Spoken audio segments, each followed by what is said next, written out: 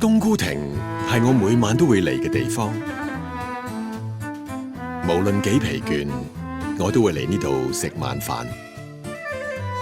等一個人小炒係我心目中嘅米芝蓮聖殿，我最中意嚟呢度獨自享受男人的浪漫。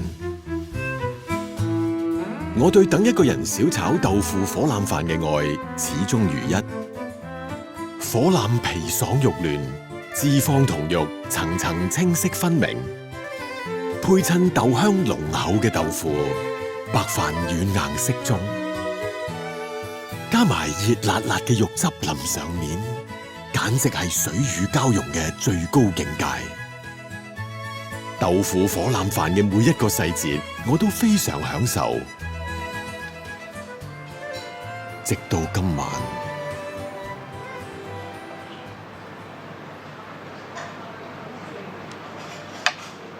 喂，唔好意思啊，老闆啊。點啊？喂，點解你今日嘅火腩嘅味道同口感唔同晒嘅？哦，難食咗啊嘛，仲貴咗添。啲燒腩轉咗供應商啊，口感同味道都唔同晒。咁你明知係咁又要轉嘅？我想嘅咩？我之前訂開嗰間泰豐啊，佢話唔送我哋呢區，叫我去揾另外一間供應商長興，但係嗰間啲貨咧又貴啲，又差啲。不過得佢肯送我哋呢區，我都冇得揀。咁你有冇問佢點解會咁嘅？今日咧晏晝啊，長興個哥仔送貨嚟啊，佢爆響口啊！佢話而家咧全港3大燒腩供應商泰豐、長興同埋永昌咧夾埋一齊分好晒區，大家各自做唔同嘅區就唔使爭生意，仲可以加價賺多啲啊！咁而家長興咪做晒我哋呢區生意咯。嗯，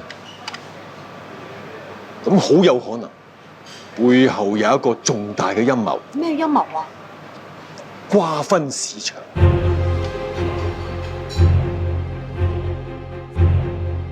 瓜分市場係指競爭對手之間合謀將市場分割，咁佢哋就可以喺各自獲分配嘅市場內面對少啲競爭，甚至享有壟斷優勢。瓜分市場有不同嘅分法，例如以地域或地區去分，佢哋只會喺各自獲分配嘅地區銷售，而唔會踩過界。佢哋亦可能以顧客或顧客嘅種類去分，或者係有默契唔供貨俾競爭對手現有嘅顧客，甚至喺顧客想轉供應商嘅時候，鼓勵佢唔好轉。咁樣做令到顧客冇得揀，佢哋就可以隨意加價。雖然形式不同，一樣都係分餅仔，即係瓜分市場，會觸犯競爭條例嘅。咁你依家明啦？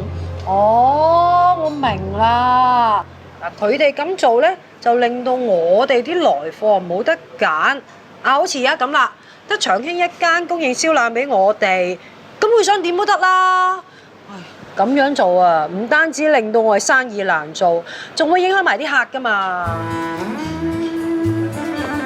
嚟，飲杯。我請。懷疑有人瓜分市場，可以向競爭事務委員會舉報。